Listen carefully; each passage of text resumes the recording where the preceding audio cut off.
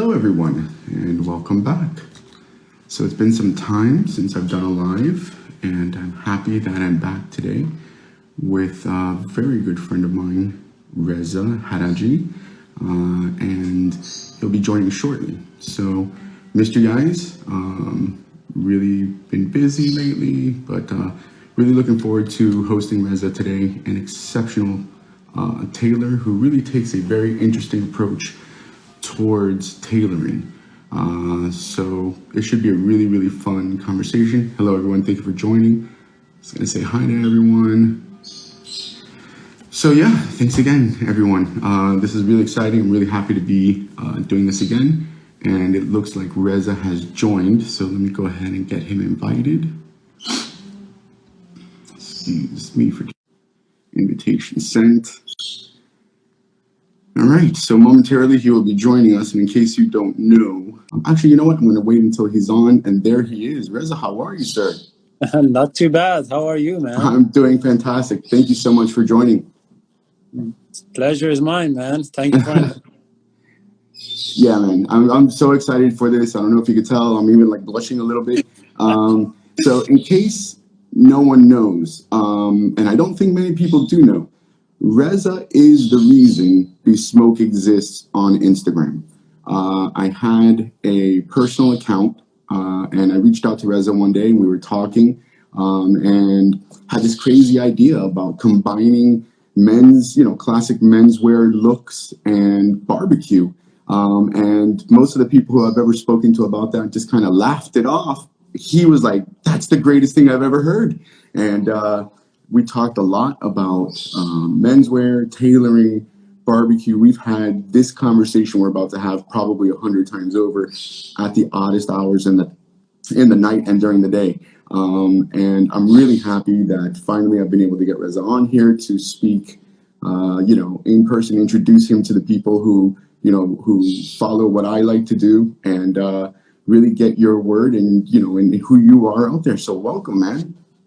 Well, I do have to say one thing though. The account Besmoque is all because of you. It's you who came up with the word and did all the ideas and all the work. I was just there to listen with you and just to get the conversation. So thank you for that. I'm well, man. I've been looking forward to our conversation. I think we tried to plan this for a while now, and I'm curious to see where the conversation is going to take us. So, I always like to keep the conversations kind of unscripted. I joke around and say I want it to be like an Italian shoulder, right? Deconstructed and just we'll go as we go. And so I do always like to ask, what can't we talk about? And so Reza was very clear and, listen, no topics off. I'm not going to list out the topics he said we can do. But they were broad and very interesting. And what's interesting is my daughter, who's supposed to be in school right now, just joined the live to view. So I don't know if I'm honored or if I should be bothered, but we'll discuss that when she gets home. What happens when you become famous? Oh, yeah. Miami famous, I guess. So, Reza, let's talk about, so firstly, where are you now? And where geographically are you located? I'm in London at the moment, in Battersea. Battersea, okay. Yeah. And so you started off on your own venture, and obviously you were, so let's rewind back. What got you into tailoring to begin with? A very bad take. I was studying graphic design in The Hague, and I was never really fashion conscious or anything tailoring conscious. If anything, I wasn't really aware that there was such thing as bespoke tailoring to that sense. Like similar to a conversation I had with a friend of mine, he said that I thought tailors were just alterations people. So during graphic design, I met someone from Iran, where I'm originally from, and he had a very nice pair of trousers. And so that made me think, like, how can he have such a nice pair when I'm always having issues with fit? Because I was very conscious about fit. So I asked him, and he said, well, I know someone in Iran who's like the best, greatest tailor ever.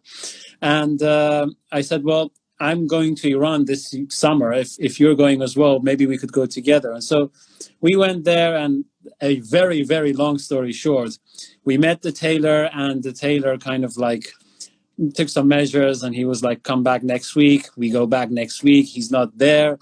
And so that was planned to be like about a month, was extended to 3 months. And I still didn't get the jacket that I was measured for. So when I went back to the Netherlands, I got my jacket probably like 6 months later.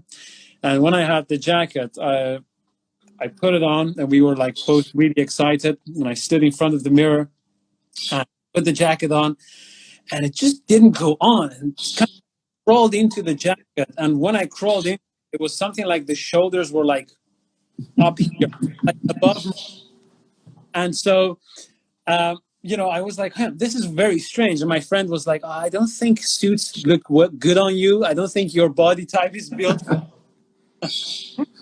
And so, being like a craft-orientated person, I thought, I think I should try and see if I can do something.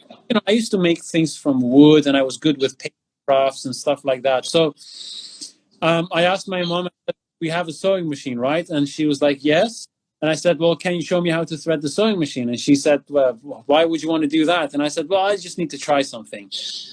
And so she showed me how to do that. And on the same evening, I made like a pair of shorts, like very basic, something for my girlfriend. And it turned out to be something okay. And I thought, maybe this is something I'd like to explore further, because I wasn't really happy during graphic design. I wasn't getting enough satisfaction out of it. And so I did a few commercial patterns, shirt patterns, just to test out to see if I really like this. And then I thought, well, I'd like to do this a bit more serious. So luckily there was this sewing school, fashion school, sewing school close to us. And I went there and I said, I'd like, apply to this course, and I need to do. And they said, well, just make something to show us what skills you have, and we'll give you like a final answer whether you're being accepted or not. Wow. Okay. I made a pair of shorts. I think I made, what did I make? I made a shirt. I made a Hawaii shirt, and when I submitted my application, I had a conversation with the manager of that department, and he said, look, I don't think this course is really for you, because you seem to know what you want, and you seem to be able to make a shirt. This course is really for teenagers who want to do something with fashion but don't know what, and so they just apply for it. And I said, okay, that's very nice, but what am I going to do? He said, go to Italy. And I said, that's not what I expected at all. So I did some research. I found Savile Row. Within like a month, I moved to London, and that's where it all started, man. And so when you got to London, so you talked about going to this school to enter and learn. So here you come to London, Savile Row, right? Like the epic center of it all. Yeah. And that had to be a little intimidating, I would imagine. So where did you first go, and how did you, introduce yourself or get into the front door to begin with? Mm-hmm. So what happened was I enrolled in a course at Newham College, which was like a bespoke tailoring course. My plan was to do like level 1, 2, and 3, which would take about 2.5 to 3 years. Okay. Learn how to make a jacket perfectly, and then go to Savile Row, so that they have no reason to kind of like declare presence there.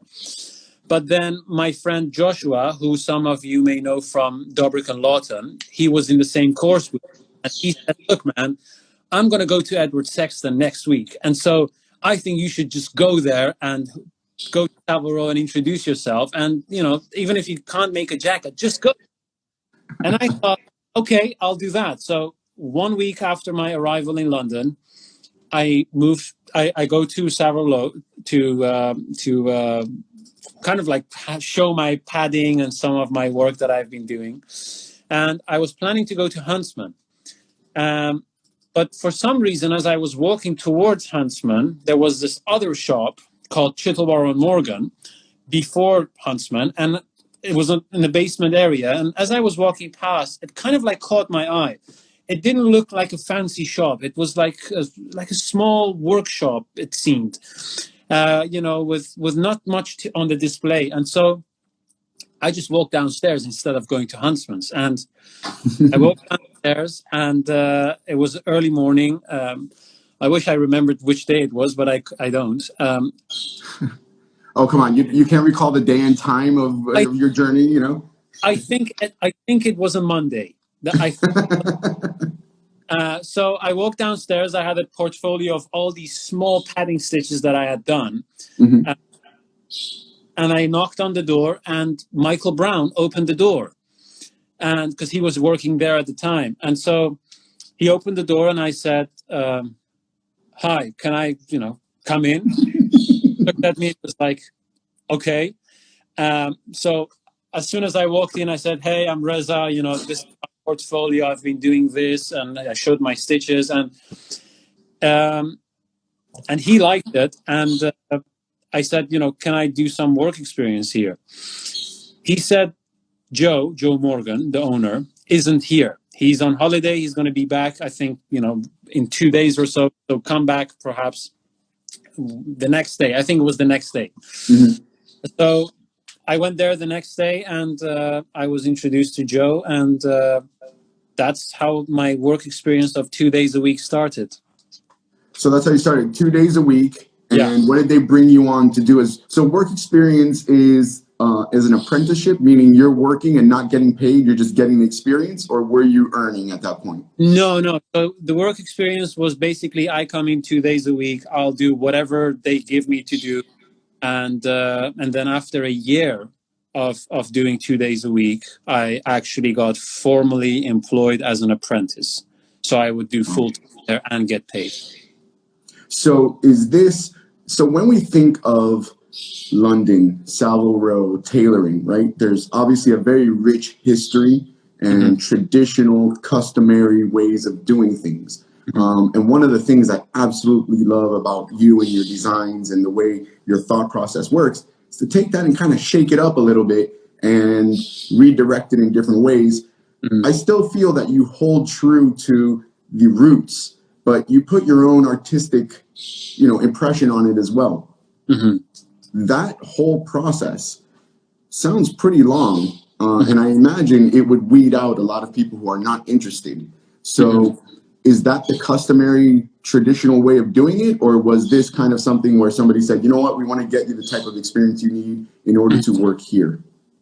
Well, I think what was unique about my situation and Chittleborough Morgan itself was that I was planning to just learn the traditional way of tailoring, whatever that means. I didn't even know what that means. I just thought I had this idea that I will be sitting or standing next to an experienced tailor, and they would show me everything they do, and I would just do it. Right? Now, this was a very idealized image that I had in my mind of that master tailor. So keep that in mind. The other thing that was also going on was that Roy Chittleborough had just retired a year before that. And so the company was kind of like was going through some changes. And I think what he was planning to do, he wanted to have a lot of younger student apprentices there to kind of like learn whatever they are going to learn. He was fairly open and very, very tolerant about what people could do. And he was very, very incredibly patient. So if he would give you something to do and you would do something else, he wouldn't tell you off in a way, so that you would ever. He would very calmly and kindly say, you could do this, or maybe you could do that. And that worked very well for me. And I think because temperament was so that as soon as someone would tell me off in a very direct way, I would rebel against that. And I had the luck that exactly. Right. And I was incredibly lucky that Joe wasn't like that. So, but at the same time, we didn't have really an in-house tailor apart from the alterations tailor, whose name was Johnny. And he wasn't really the tailor that Joe wanted to teach everybody, you know, kind of like, oh, go and learn with him. Right. And so we didn't really have something in-house. And what we would end up with was kind of like improvising our way through the ideas that Joe maybe had in his mind, and everyone would do something else. Everyone would have their own interpretation of what Joe had in his mind. So if Joe said, you know, I'd like to have a straight shoulder line, every person would think of some sort of a technique that they could do that would give that best. So it was very, and at the same time, you know, he was trying to get some sort of a structure, but it wasn't kind of like happening. And so I managed to improvise my way with the artistic tendencies that I had toward what I was learning at the time. So that's basically how it went. You know, I'm glad you said that, because my next question that I was brewing in my head was, you know, you came from a design background. And I know that many people who go into fashion have that, because that creativity has to be there. But when you look at suits, they kind of all look the same in their structure, right? So obviously, and I'm going to, you know, the picture I posted of you for the story, I can't tell you how many replies I got to that story about the silhouette, the shoulders, the lapels. I mean, exceptional. I think you know that, though. So when it comes to artistic interpretation and artistic impression into tailoring and into clothes making for menswear, particularly suits, or classic menswear, how much leeway are you giving to do that? Well, how much leeway am I personally giving, or how much could anyone give to? I think you could get really creative with it, but when you're working in a place on Savile Row and they have, you know, this established house style, for lack of a better term, how much leeway are you given within those parameters to kind of, you know, you're talking about how he said, I want this, and you were given some free avenue to do it. So during that time, how much leeway were you given, and what's to be expected for somebody who might be interested in becoming a tailor? Right. So I think the best answer I could give was I couldn't do whatever I wanted, but like I couldn't come up with like an Alexander McQueen design and be like, hey, let's make it like this. But the things that I was kind of like focused on and working on and trying to give an artistic turn to it were the things that wouldn't really change the house style that much. So, for example, when I was doing work experience, I was giving a lot of paddings, canvases to pad. And when you're padding all the time and you're someone who is creative, at some point your mind is going to be like, all right, what can I do with this so that it doesn't become another canvas to pad, for example? So, so everyone was, for example, doing white padding stitches with a basting cotton. And then at some point I thought maybe I should do them in color. Now, this wasn't really a radical idea. I'm sure before me, all these hundreds of years, tailors have probably done the same. But then I just did it. So I did it, and I thought maybe I should combine a few colors to create like a shade or whatever. So I did that, and then I got positive reactions on it. And then suddenly Joe was like, oh, let's all do the paddings in color because it looks so much better. And that was good, because that's like a very good confirmation you get from your master, let's say. Sure. And then I thought, what can I do more? And so one day we had a client who had a lot of pets and a lot of cats and a lot of dogs. And so I thought maybe I should pad the canvases in the silhouette of a cat. And so what I did was I made this template of the silhouette of a cat. I chalked it out and I started to pad within that, and that photo circulated for some time on Instagram as well.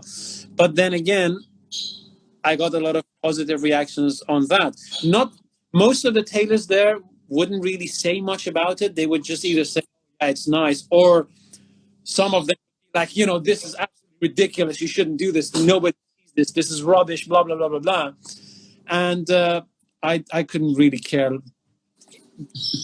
did it. So Joe didn't mind it. As long as he was okay with it, I would just do it.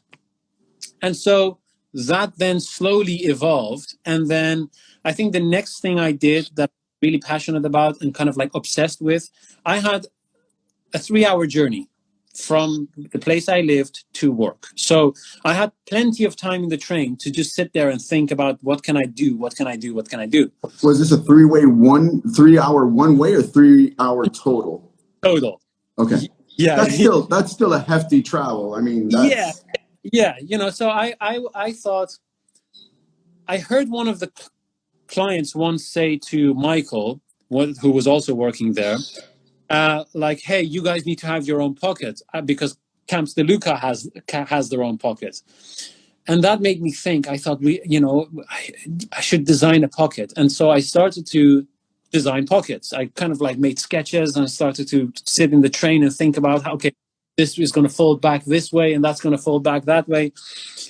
And so I made a design and I showed it to Joe and he was like, oh yeah, this is very good. Did you get this from the ready-to-wear people, literally? And I said, no, this is my own design. But he didn't he didn't go along with it. He was just like, oh yeah, okay, good work. But he didn't say, okay, let's all change our pockets now. Right. So because he didn't do that, but did like the padding, I thought maybe he's not convinced. So I started to design even more pockets and kind of like push more. Little did I know that Joe didn't want new pockets. He just wanted to have someone who learns how to make a good jacket. But my mind was already set on designing a new pocket and new this and new that, until conversations started to happen about a concave shoulder line. And what you have to understand is that a lot of things within tailoring that have an aesthetic effect have to be worked out technically as well. So if you say, I want to have, I don't know, wide shoulders, you don't just make wide shoulders. You have to understand which techniques you have to apply. If you make the shoulder wider, which other points you may have to alter, etc., etc. There wasn't anyone in that company that could work out a concave shoulder line. And that would get Joe really frustrated. And all the tailors would just put either like a big pad or try to change the line of the shoulder seam, but it wasn't working. Now, I wasn't someone who had a lot of authority because I was just an apprentice, Right. So every time the big guys would have the conversation and I would be like, oh, no, maybe we should do this or maybe we should do that. I was like, oh, yeah, whatever. Go ahead and try if you really think that works. But, we're not going to listen. So that got me obsessed, partially because I wanted to really prove myself. I was a bit upset about the fact that, why do I need to have the status of a senior tailor for my ideas to be taken seriously if I clearly can think about it and kind of like work it out? And I thought, I just wanted to prove myself, I just wanted to be like, can I do this? And, will I get like a confirmation like, yes, good work. Right. So I started to do a lot of experiments. I started this journey on making shoulder pads. I must have made like, I don't know, into the hundreds. It's like many shoulder pads. Like I couldn't fit them in a suitcase. It was like a lot of shoulder pads. Yeah.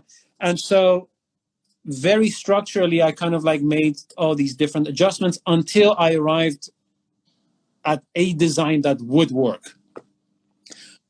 However, I found out it wasn't just the shoulder pad that had to be designed. The canvas construction had to change as well. Now, as soon as you start to change canvas constructions, then basically you're telling others like, look, man, what you're doing in this domain is wrong.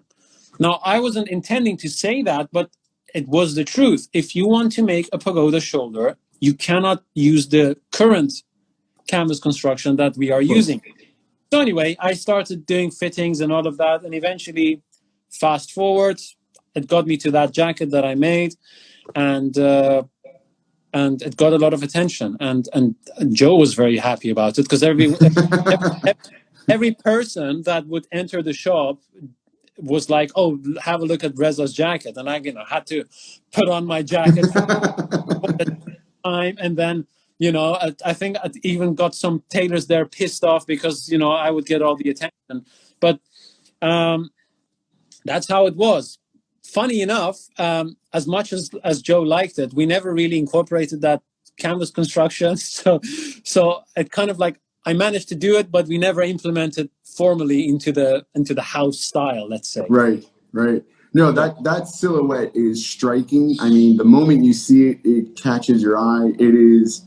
I mean, I'm telling you, I have posted a lot of pictures. I've posted some reshares and things like that. I've never had a picture get such a reaction to that structure. I mean, it is. But you're telling me that you made that, you designed that and constructed it within your first year of working? Well, no, first year was just work experience. So my second year of apprenticeship. Second year of apprenticeship. Okay. Yeah. So I would say a few things, because I have to get the story right as well. I don't want to kind of like turn it into this glorious. The prodigal son of tailoring, Reza, has arrived. So, if Joe wasn't as generous and patient and tolerant, and if I wasn't there in that company hearing about the conversations about a concave shoulder lines, maybe I wouldn't have made that jacket. At the same time, there was no one there who could make the jacket. So it's kind of like it's like a harmonized story. Yeah. Sure. And that's how it kind of like went. So now, obviously, this is giving you some confidence. You can see what your abilities are shaping into. Fast forwarding now, you're obviously working with several people, and the seed is planted in your head. Maybe it's time I can do this on my own. And what happens at that point? How did you approach that? Jumping into the deep end of the pool had to be frightening. Walk me through that mindset of going from steady, working in the industry to not only am I going to leave this place, but I'm going to start my own. And I'm also going to start a YouTube series where I shake up the industry by teaching people how to do this at home. So I've joked with you before where, these videos coming out, I'm sure you have the Savile Row Mafia looking to take you out like, hey, stop teaching our secrets to everybody. So where did this happen? How did this come about? It evolved in that when I started out on Savile Row, I had a very romantic perspective on tailoring, master tailors, tailoring, and kind of like tailoring community and all of that. And in the first maybe two, because I was only there. I mean, I'm already. Well, how long am I doing this now? It's not that long. This is my 6th year being in tailoring. So I think after 2 to 3 years, I was kind of like very romantic about the master knows everything and all the old people know everything. I am the person who doesn't know shit and I have to learn everything. I'm nothing. I'm worthless and blah blah blah. But I was very passionate, obviously, and I had an analytical mind. So I would still question everything that they would tell me. Even were you made to feel that way, or was that just something self-imposed? No. I have to say, man, I don't know if I was the only person who got that, but Joe would really encourage me a lot. Like there were so many moments when he was like, man, like literally he would say, you're one of those people that comes around like every once in a while.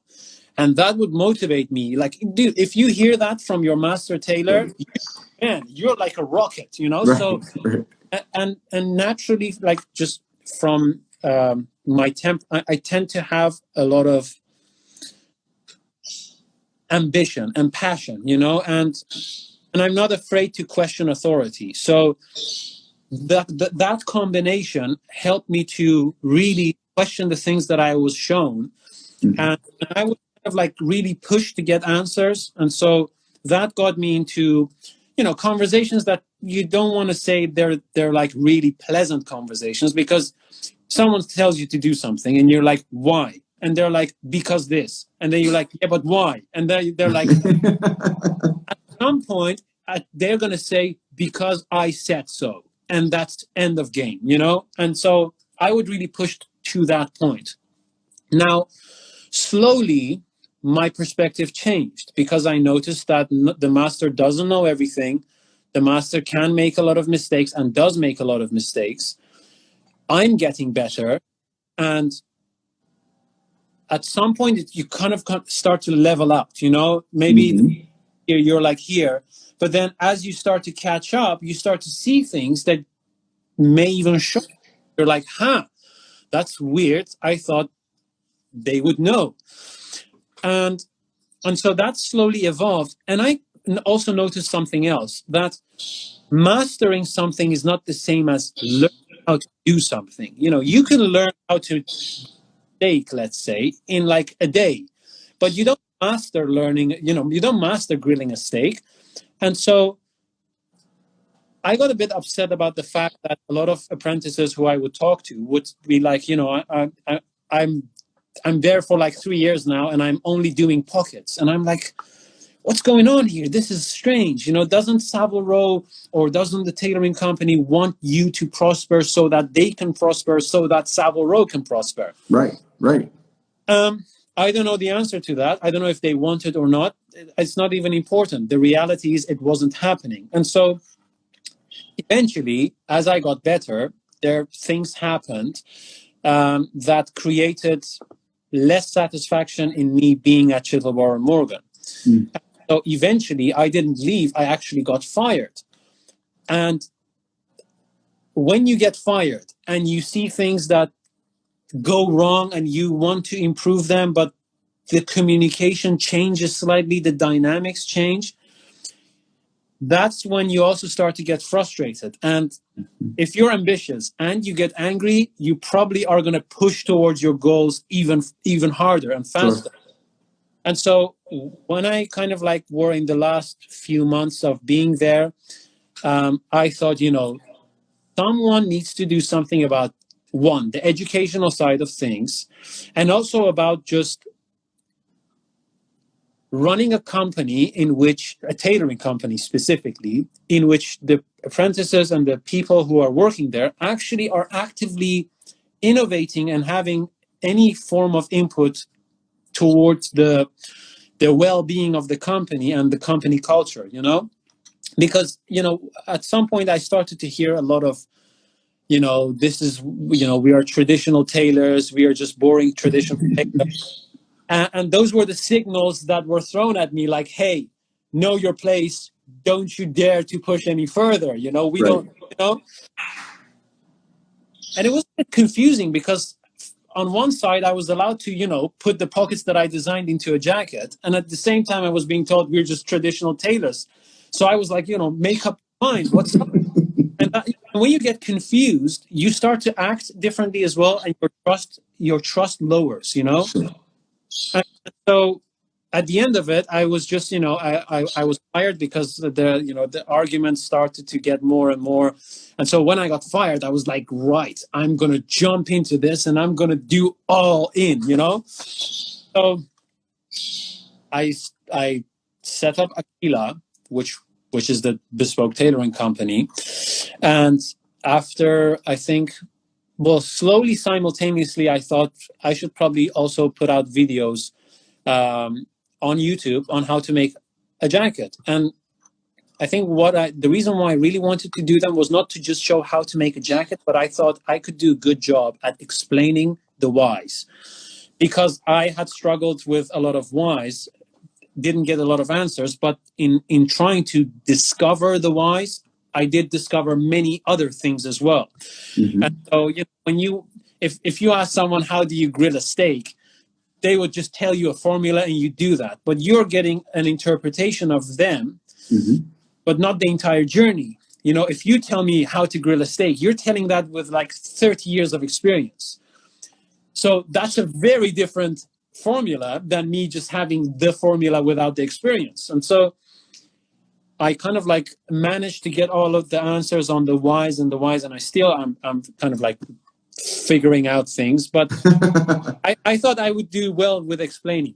And so that's how it started. That's how I started to do the videos. And then it's kind of like developed further because people wanted to have a pattern to go along with the videos.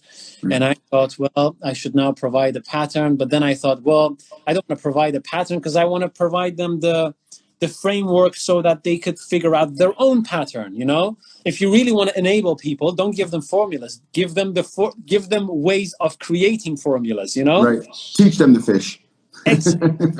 Exactly. Teach them to fish. And so then I started to work on this pattern cutting system that we're going to be putting out. And then I was approached by Kimberly and Matthew, who wanted to kind of like be part of it and help to speed up the process of putting out the content. So that's where we are basically at now so far.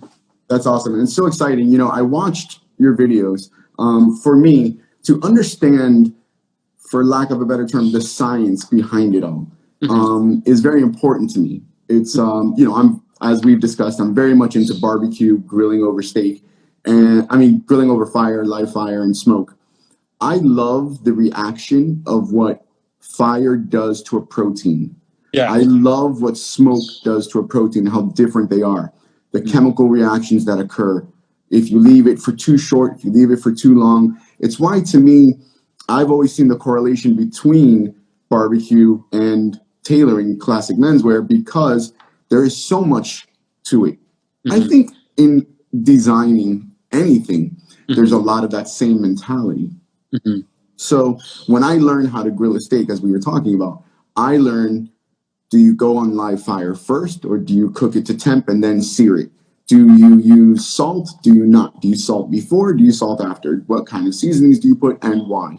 So to watch your video, to learn this is the construction of this and this is why you do it, to me was one of the most fascinating things about your series, to the point where I almost went and bought a sewing machine myself and I have no idea what I'm doing.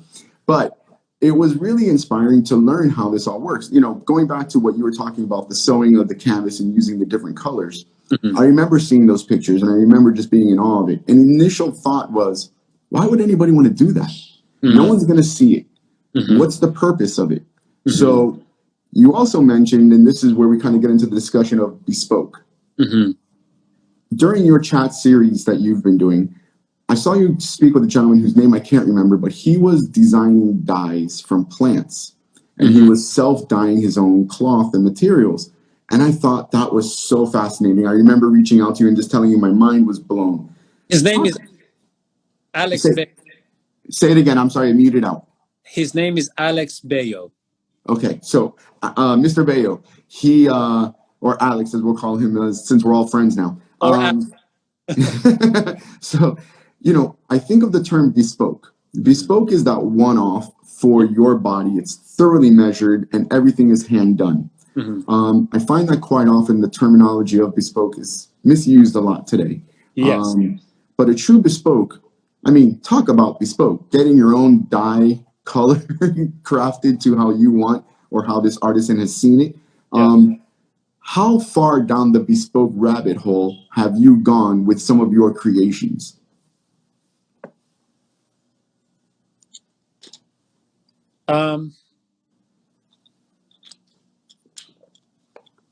You mean how wild have I been going with my designs? So not only design-wise, but materials used, handmade, hand-designed, etc.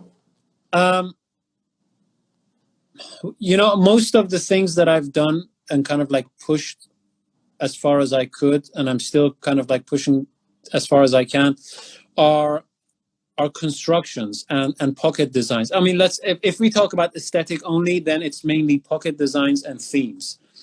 So I would try to think of a theme and then try to translate that into a design and then translate that design into an actual working pocket.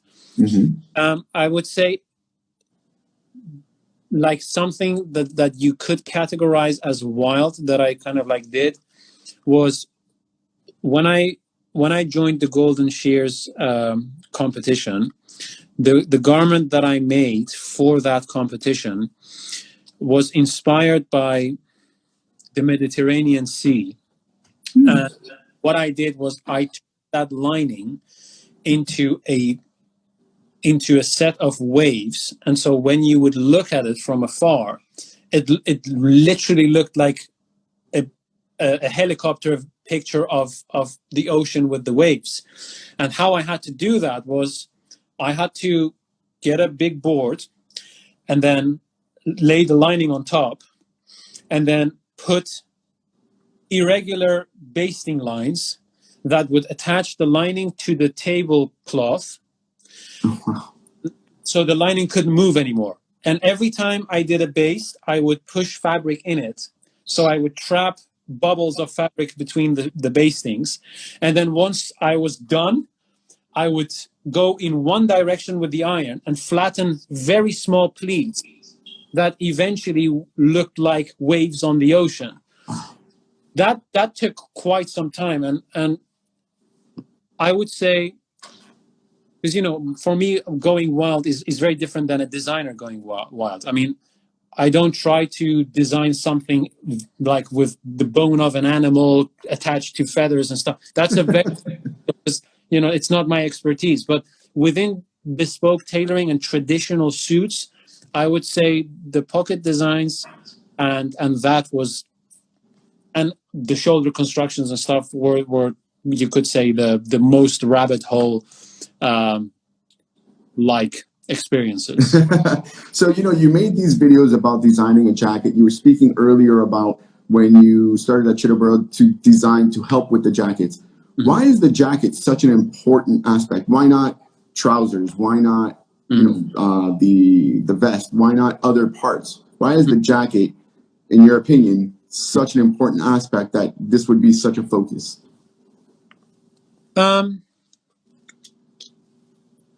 Well, I think per person is different, but in general, I do understand what you mean. It seems to be that the jacket likes to get most of the attention, and people are most proud of displaying the jackets. Exactly. Well, I think there is the technical part of it, which is appealing to people, because a jacket, a very nice tailored jacket, is difficult to cut and make. So the craftsmanship that goes into the making of a very beautiful jacket is difficult. Even if the pattern is perfect, you could still mess it up with bad making. Mm-hmm. Now, it is also true that no matter how good of a tailor you are, if the pattern is really bad, then, you know, and you stick to the pattern and what the pattern tells you, you're not really going to get a nice jacket apart from your beautiful handwork. So I think because of the elements of the shoulder and the collar and sleeves, those tend to be complex constructions, especially for a beginner. And I think most of the volume, you know, a trouser, as beautiful as it's cut and shaped and made, doesn't have many features. So you could look at details like pockets or bands, but eventually at the very end, you see beautiful hanging pipes, two beautiful hanging pipes with a nice crease. Now, a jacket, however, when thrown on a mannequin, if everything is made nicely, you see a lot of volume, you see a lot of complexity. You see a shoulder, you see a collar going over the shoulder into the chest, you see lapels roll, you see a voluminous sleeve. You know, there is a lot of things going on there. And I think that that's what catches the eye of the viewer, the complexity. At least the harmonious complexity, which seems to be tamed by the tailor. Wow. You need to quote that. You need to make that like a tagline or something. I think along these lines. Yeah. So, you know, when you look at, and you're talking about pocket design, you're talking about these different constructions. I was watching a video the other day, can't remember who it was, really wish I could recall, but they were talking about drape versus shape, and combining even drape and shape together in a jacket. For you, what do you like to tend towards? Do you go for the more form-fitting, shapely, or do you like more of the traditional drape, or do you look for a combination of the two? Let's see. I would say probably, you know, it happens to be that whether you have or you don't have drape, you're still dealing with shape. So if by shape you mean a structured, close-fitted look versus drape, personally, I like the more structured and less the closer look, let's say, the closer fit. However, it's not something I would recommend for every person. So one of the things, for example, that I noticed when I was on Savile Row was that companies made it easier for themselves in terms of efficiency by adopting a house style that was based on someone's preference, and they would just do that as much as they could on every person. Now, efficiency-wise, that's great because you don't need to mess around too much with different constructions. Right. But style-wise, it doesn't really work for everyone. And so I would look at the person and really try to extract the essence of their look, their natural look as a person, like their facial features, you know, the shape of the skull, jaws, eyebrows, you know, everything, nose, ears, everything. And then I would try to see which model or which fit would enhance those things in a good way. Because, you know, if someone looks like, if someone looks very, you know, disciplinarian, let's say, like military, military look, you can just put like a very flamboyant Italian, soft, loose style jacket on them, but it may, depending on who the person is, it may look weird. It may look a bit silly. Or it could work, but you have to kind of like play around with those ideas and see how you can harmonize the person's essence into the garments, you know? Right. For me, I look very silly if I because I tend to have fairly low shoulders. I look very silly in a very soft jacket or tailored jacket, and I wouldn't have it easy, you know, that easy. So I would really try to consider, even if I did want to have it, you know, how is this really going to work on me, you know? So I would personally prefer something closer in fit. Perfect. And I love that you brought up the house style, because I put out, you know, a question box when I was posting my stories, and I offered the ability for other people to ask you questions as well. And this is actually one of the questions that came in. I'm popping it up on the screen now. Sure. What's your house style? So would you say that you have one that's, you know, a definitive? Somebody looks at a garment that you make, a jacket in particular, they can say, you know what? That jacket was designed by Reza. Well, you know, there is a quote from Bruce Lee, which I tend to like a lot. And he says, the best style is no style. And you know, I guess I can only assume, I guess what he meant by that is that you have to be as fluent as you can in what you're doing so that you choose the best and the most appropriate method for dealing with a given situation. Now, I have a preference towards structured clothing, and so that's my bias, let's say. And I also I'm obsessed with details at the same time. So I tend to pay attention to a lot of details and try to create very fine details that you wouldn't see anywhere else, like a unique pocket design, or like the themes inside the canvas, or like a very specific shoulder line, things like that. And but I don't always keep, I don't see them as holy or something. Right. I do tend to break a lot of my own rules and try to deal with the person, the design as appropriate as I can. Right. I never want to fall into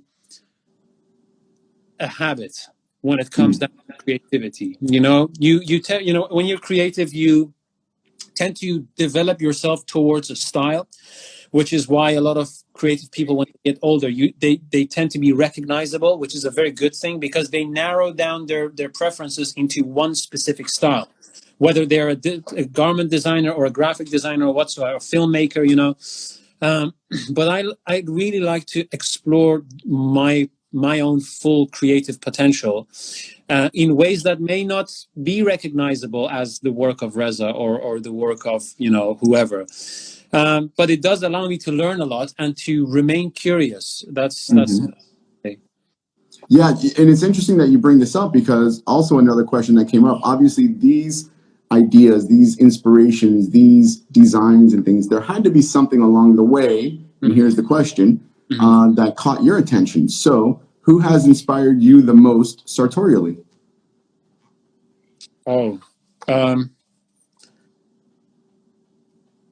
Currently or historically?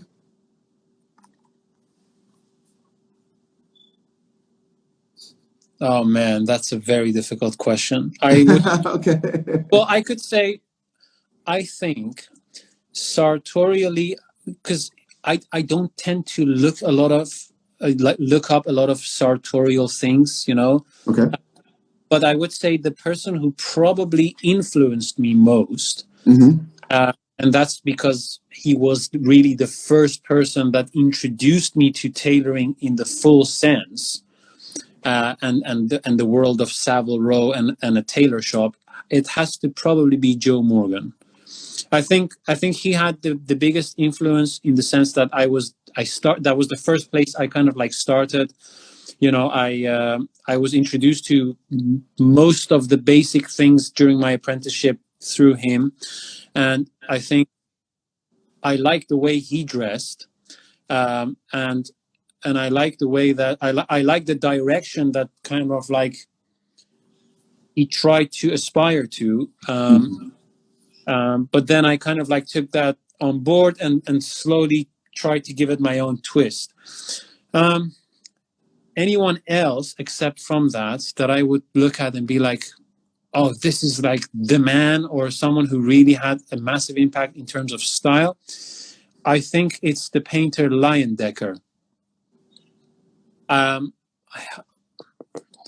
For some reason, I can't remember his first name, but his paintings were very much in line with the imagination that I had in terms of style and how something should fit. And so I would say those two. But it's not in a way that I always refer to them, So they impacted me at a very important stage, but at the moment it's not like I'm trying to recreate what I saw in them, or what I thought they were kind of like trying to communicate. There was something I thought of, and I thought, when you look at someone who does something you want to do really well, you're not seeing them. You're seeing yourself at your best, but you're not yourself at your best yet. And so you find someone on who you can project your ideal, and then they turn into God for you. You know what I mean? Until you catch up, and then you have to find another ideal, And so that's what I would say. Those were my ideals more than they were kind of like sartorial inspirations. Gotcha. And they had significant impact. Speaking of art, and you coming from the design, and interesting that you talk about getting inspiration from artists and things like that. When it comes to tailoring, obviously there's some correlation there, but you wouldn't think that it's, such a direct one. But as a tailor, you are an artist. And so this kind of leads to the next question. When you have someone come in, a customer come in, or a client who's starting with you, when can you really tell that they've appreciated the art and craft of bespoke? Obviously they're coming to you for a reason. And so kind of two questions, right? You can identify it. And do you prefer the client who comes in says, I know exactly what I want? Or they come to you and they say, you know what? I appreciate your imagination. Make me look good. Well, obviously, the second one. However, if the first option happens to be in the context of I know exactly what I want and you're the only person that does it or can do it, then I would like that as well. For me, art and craft in general is beyond anything, it's a process. And a process can be predefined just to give you some structure so that you don't go any direction. But at the same time, it has to be developed. It has to be explored. And what I like to do a lot is explore. There is a fun foundation. A client can say, hey, I have something in this direction that I'm thinking of, or I've seen what you do and I quite like it. Maybe we could do something. I would never say, okay, let me just do my own thing. I'd like input, I'd like development, and I'd like exploration. And I can only do that really successfully along with the client unless the client says, I'm not interested in the process. Just give me the best you've got and I love it. Then that's a different story. Then I will probably do the exploration phase with whoever is working with me. That's what I would say. Yeah. So I know for me, when I am cooking or prepping, I love music going on in the background. Yeah. Music is such an integral part of my day-to-day. It's on almost all the time. I didn't do it today just because I didn't want to drown out everything. But what about for you? What's your music style when you are working that helps you kind of stay focused and in the imaginative mode? Well, it varies. I can listen to very aggressive techno or drum and bass or so I have to say right off the bat, a Savile Row tailor rocking out to drum and bass just creates such an imaginative experience and scene. Well, yeah. I mean,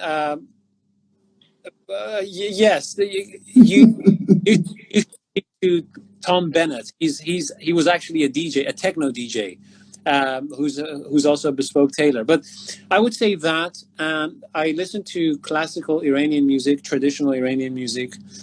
I listen to classical music in general sometimes, if it's epic and warlike.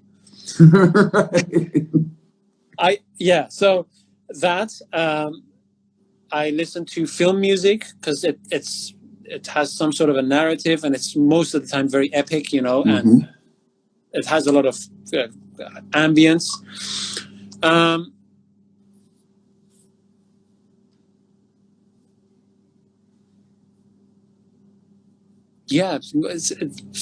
Instrumentals I tend to listen to. 90s hip hop I love. What else? That's one heck of a spectrum. It tends to be very, very broad. Yes, I don't have one favorite music style, but as long as it can enhance the creativity and it enhance the mood or describe the mood at that given moment, then I'll accept it. Nice. So I'm gonna go on the favorites route now. Sure. So we've obviously I'm very much into barbecue. You've expressed that you enjoy it very much during our conversations. What is your ideal plate of barbecue? Oh man. You're coming to Miami. You're like, hey Mitch, I'm headed into Miami. I know All you right. do barbecue. I want you to cook me something. What am I making? Okay, we have to hunt it first. We have to. Oh, okay. So hunting in Miami is going to be a little bit difficult. We'll have to go somewhere else for that. But if you want to hunt it, what are we hunting and what are we making? I'm not really fussy on what we are hunting, as long as it's not going to be wasteful or as long as it's going to be delicious. I don't mind. As long as we can hunt it ourselves without the equipment of a nuclear bomb, then that's fine. So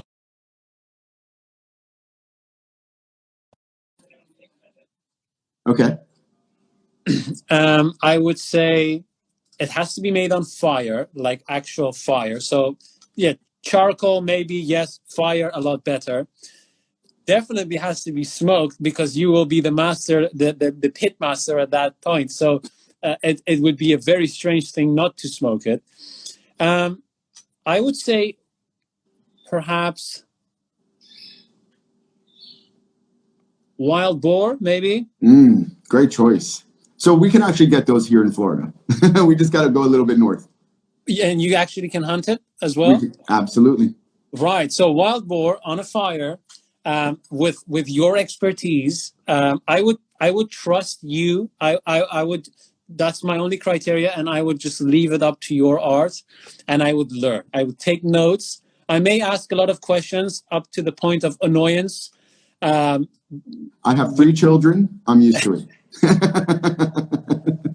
But yeah, I think that would be it. I think. That sounds awesome. So get to Miami soon. We'll go hunt us some wild boar, and we'll smoke it up, because wild boar is, when done properly, might be some of the most delicious bites on the planet. So what do you suggest as a drink? So, for me in particular, I have a very strange reaction to alcohol. While I'm not against it, I just can't have it. But I do believe alcohol and barbecue, smoked food in particular, go very well with each other. So I would say it's got to be something smooth, and it's got to be something pungent enough to match the boar, because boar can be, on the gamier side. So it'd have to be something like a nice smooth whiskey, a bourbon, a cognac, somewhere in there. And I would even go so far as to cold smoke the spirits to give it that extra little something to match along with the food. Right now, but hold on. I'm not going to have a drink if you're not going to have it. So what would you, if you didn't have alcohol, what would you have? So interestingly, I would go with a sweetened iced tea. Sweetened iced tea, just to kind of offset that richness that I'm going to get from the food. I happen to like iced tea. Would we make it ourselves? Yes, we would have to make it ourselves. Brown sugar as the sweetener. Yeah. All right. Okay. And do you use a specific type of tea? No. So, what do I know about tea? I'm in Miami. So, I grew up on Lipton iced tea for all I know. I just grab some tea bags and brew them, and that's fancy enough as it gets down here. If it's not a powder. See, this is another conversation we need to have on proper teas and proper tea times, because, what do I know? I look very much forward to the day that I'm going to be visiting you, and we're going to have wild boar on fire. That No, listen, if you're coming down here, we're going to make a trip out of it and hunt it. Absolutely. Yeah. Yes, and I will be a student next to you. That would be the ultimate pleasure. So if you're not here, if you're in London, what are the good barbecue spots in London that you've been able to enjoy? Are there any?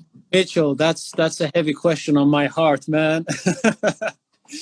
I am so in love with making food on fire, and I've been deprived of it for probably most of the time that I've been in London. I mean, I have had the occasional fire when I go on holiday, but I tend to spend, because, moving to London, going through the apprenticeship, transitioning into setting up 2 companies now, kind of like developing them, has been a very quick, dense trajectory for me. Like I said, I'm only I'm only in this game for like 6 years now.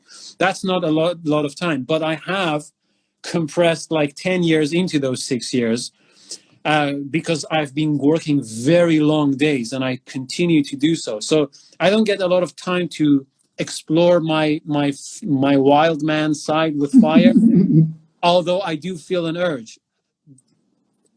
I haven't explored a lot of places in London for barbecue. Okay. And that was probably because I knew I couldn't really make a proper fire. Because you're not really allowed to. There are some parks where you're allowed to make fire, but most of the places you're not really allowed to make fire, unless it's like one of those safe barbecue boxes that you can kind of like that doesn't get me working. Right. I know several UK based barbecue caterers and backyard aficionados, so I will certainly reach out to them and have them get you their contact information if you're craving it. I think we can get you a temporary fix until you get here. A temporary temporary fix and the booster after that. Then yes, you need at least 2 temporary fixes and then the booster thereafter to fix it all for you. Yeah, let's do that. Yeah. So I did have another. You launched. You mentioned you launched AKEILÄ. Explain, in case somebody here who's watching, who watches afterward, how you got the name, what AKEILÄ is, and then I've got another follow-up question to that. Sure, no problem. So as I was working on Savile Row, one of the things that I was very much obsessed about was innovation, because I was doing it myself, and I found it strange that the company I was working for, or any company within Savile Row, didn't have a structured way of making innovation happen. And at the same time, there were some other side things, like, for example, the cutter would get most of the credit, and I think it still is. Like when you talk to a client and they say, and you ask the person who made your suit, it's very likely that they would say the company name or the cutter's name. Very rarely does it happen that they also happen to know who made the suit, because the tailors are at the back, they're kind of like cursing away as they are working, burning a bit of cloth and kind of like just rubbing it out and washing it away, and that kind of like annoyed me a little bit, because I thought, well, this is a procedure that many people are involved with. Like, for example, many people don't know the name of the finishers. I mean, now it's becoming more and more, but most of the time, as far as I know, the finisher was this anonymous Chinese lady who would just walk in very quickly and then walk out very quickly, and no one says hi, thank you, whatever. It was just like, here, can you give it tomorrow? Yes, okay, fine, blah, blah, blah. Now, I thought I didn't like that. And so as I was kind of like making up my mind of, what am I going to do if I set up my own company, one of the stories that I was drawn to was The Jungle Book by Rudyard Kipling. And what I liked about that story, I mean, I gave it my own little twist, but what I kind of like liked about that story was that I managed to draw an analogy or a similar situation to creative people. So imagine in The Jungle Book, you have Mowgli. Mowgli is a man cub, as they call him, and he's there in the jungle. And he's not made for the jungle, and so he's adopted by the wolves, and the leader of the wolf pack is called AKEILÄ. So for me, this is how the story then goes in my own mind. Creative people are like Mowgli. They have something special about them, but the society or environment they function in can be too harsh for them, because as a creative, you like to do and explore things that normal conformed people don't want to explore or think about. So you have to be trained and developed by someone who knows the laws of the jungle and can get prepared so that you can one day go back to the man village, and the man village being society. Right. And I thought, creative people have a lot of important things to give to society. Like, one of my personal values is that whatever I do creatively has to serve society as profound as I can make it. Maybe that's going to be a bit profound or very profound. I don't know. But I would like to think that whatever I create has to serve a purpose. It should influence someone. It should solve a problem. It should do good in a way that other people can benefit from it. And I thought, well, AKEILÄ is going to be the wolf that takes on Mowgli's, the creative, and prepares them in the best possible way so that they can expand their creativity to the fullest, so that they could give it back to society. And that is also the reason why at AKEILÄ, the artisan is at the highest level. That's who we aspire to be at the highest level, and who we kind of worship. But you just become a figure of worship within AKEILÄ. There, you have to achieve the 10 pillars of the AKEILÄ artisan to be called a full-fledged artisan that is worthy of worship, of praise, of imitation. And what those 10 pillars are, I'm not going to go into that for now, but that remains something for another conversation. But that's basically the essence of AKEILÄ. Provide the highest level of excellence through rigorous training and praise for the artisan, so that one day when a client does get a suit made, it's not just made by AKEILÄ, but it's also made by the AKEILÄ artisan and the philosophy behind the company. That is so awesome. I mean, it's really, really, really cool. And, it's interesting that you brought all this up, because I did get another question while we were having this conversation, which is, and I think it's really apropos, it's this. What advice do you have for first time? Oh, no, not that one. Sorry, hit the wrong one. Hold on. It was such a good question that it got me confused. Hold Sure. on. Where'd it go?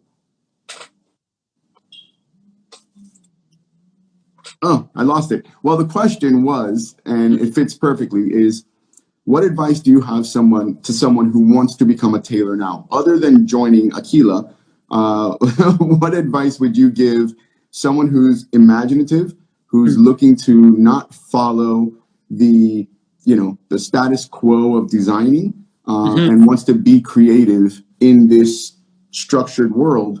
What advice would you give them? Learn to think. Oh, we're missing that so much today in general. Yes, I would say learn to think formally and learn to create systems, mental models in which you can understand things that are new to you, because that allows you to explore the unknown. And you need to know what to do if you don't know what to do. And I love that. I'm gonna copy that too. I'm quoting that later on. Sure. And so mental models and a systematic approach to things allows you to deconstruct a complex matter into smaller things that you can analyze and understand first before you join them together as a whole. And I think if you have that skill and you develop that skill, then you will find your way, whatever that way is going to be, in any given situation that you're going to find yourself in. And perhaps another thing that I could say is never, ever, ever blindly trust any instruction that you're given until you're explained the why in a scientific way.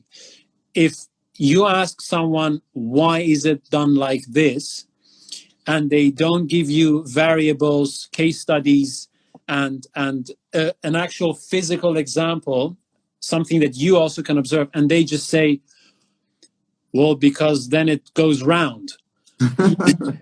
What do you mean with round? What goes round? How does it go round? Where does it go? You don't settle for vague explanations. Get your aggressive side out and kind of like push with the questions. And so now we're going to flip it around. I'm visiting a tailor for the first time. What advice do you have for the client?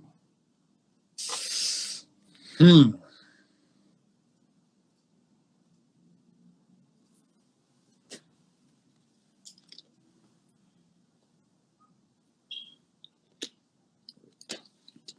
And this is why I love these live chats.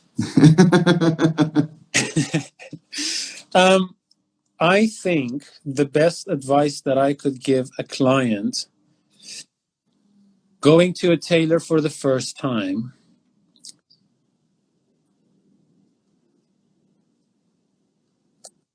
would be to notice how your tailor deals with a mistake or failure. Be wary of that, because that's the situation where, you know, they could really show you that they are because you don't know. You know, if you go to a tailor for the first time and you're super knowledgeable, then I don't think it's the first time you've been going to a tailor. Right. So I assume you don't know anything if you're going to a tailor for the first time. In practice, I mean, you may know bits and pieces here and there from blogs or magazines, but you really don't know in practice, you know? And so pay attention, I would say, to and ask a lot of questions and see what your tailor does with your questions. And if things go well, give your tailor a challenge, you know? Try to notice the mistakes, try to notice anything that you think is wrong, and ask about it. You know, if you see a blip, if you see a bad stitch, if you see a weird machining, it's something that's not neat, notice those things. Look at the tiny handwork and be demanding, you know? Be demanding. That's the one. Be as demanding as you can within reason. And so there, within reason, like, what are the expectations of a client? Should they expect perfection to their eye, or what their standard is, or do we get close enough?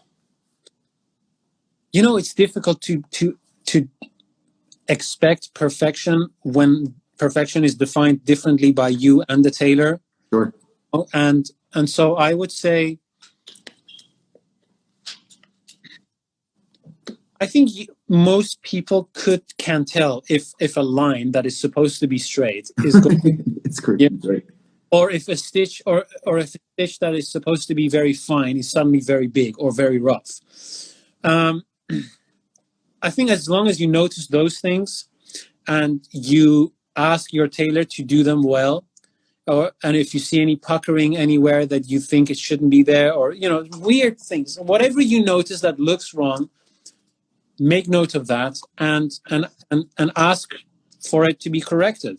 Mm-hmm. And if your tailor gives you a weird, vague statement like, "Oh, you know, that's just because, you know, we are trying to, you know, get in touch with the muse or whatsoever," you know, or, you know, or they actually make you tell you that that's supposed to be there. Right. That's dangerous. You know, if something goes wrong and your tailor says, "Oh, actually, that's impossible to fix because it's supposed to be there," I mean, don't beat them up for that, because there are sometimes things that are just the way they are and you cannot get around them, but you can still try to get around them. Sure. That's the thing. And so if you pay attention how they deal with difficulties, if you get the feeling that they're really trying, then that's good. Because, you know, some of the things that I've seen is like, client walks in, asks for the jacket to be pressed. Jacket doesn't get pressed because it doesn't look that bad, but the client is still told, like, "Hey, we press your jacket." You have to be careful for those things. Or the client walks in and they're like fussy about some minor detail and they want it to be altered. It doesn't get altered. It just gets pressed temporarily. And then they're like, "Oh, we did alter it," you know? Those are the things you really have to watch out for, because you can't always find out about them. You know what I mean? Right. And so, yeah, that's roughly what I would say. Second to last question. So your Instagram tag or handle is Hotneedleandburningthread. Yeah. How did that come about? I was in Newham College. It was the first, I think it was the third or the fourth, within the first week. I think it was the fourth day. And I learned very quickly. Like, I was extremely eager. As soon as the teacher showed how to use the thimble, I was already sewing, and I was ahead of the class. On the fourth day, I was testing my speed, and I was taking a piece of calico, and I was like trying to pad as quick as I could, and my arm was just going like Right. that. And one of our teachers, who was, I think she wasn't Jamaican. She was from Saint Lucia, I think. She was from the Caribbean. I think Saint Lucia. She walked past and she saw that, and I'm not going to do the accent, but in her accent, she said, "You're a hot needle and burning thread." And I said, "Why do you say that?" And she said, "That's what my grandma would call someone who was very fast and quick with a needle." And so that's how I got the name. And so I just used it for the Instagram. That's awesome. What a great story. That's really cool. I love that.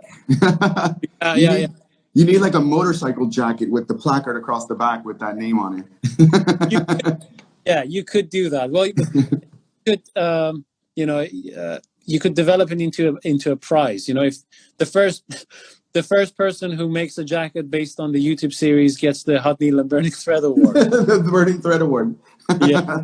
And lastly, what's on the horizon for you? AKEILÄ, where are you headed with that? And what can we expect next? Well, so I'm doing two things at the moment. There is AKEILÄ, which is high-end luxury bespoke tailoring company that produces the best that we are able to manage. And the other thing that's going to be the International School of Tailoring. And so everything I'm doing in terms of education is going to fall under that. And there is one main goal with that, and that is unlock the frozen talent of tailoring on a worldwide scale as quickly and as cheaply as you can.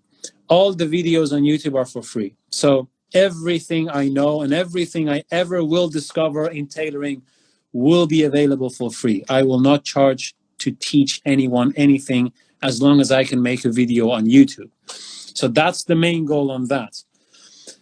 With AKEILÄ, the goal that we have is to train the highest to have ever existed team of artisans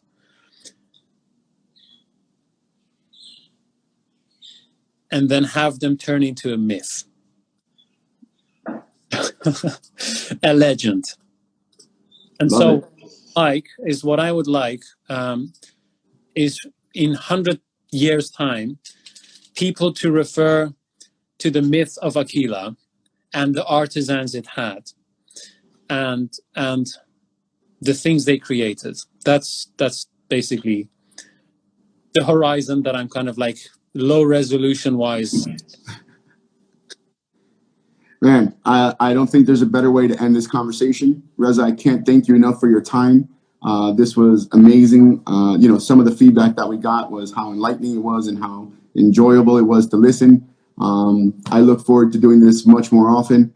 And hopefully one day I can either fly out there or you can fly down here and we will get to meet each other in person and share that wild boar. I really look forward to it. Man, thank you for inviting me. I'm so sorry for having delayed the planning of this interview for so long. It's okay. But I would like to say that I look forward, likewise, to see Mitchell and the things that he provides to us in terms of knowledge around the barbecue videos. Please do that, man. I promised you now for a year that I'm going to start getting better at it. I'll do my best. I promise. I look forward to that. Thank you so much. Reza, thank you again. Have a fantastic day. Everyone who's joined us and provided the feedback and the questions, thank you as well. And have a fantastic day, sir. Thank you very much. Take care. Bye-bye.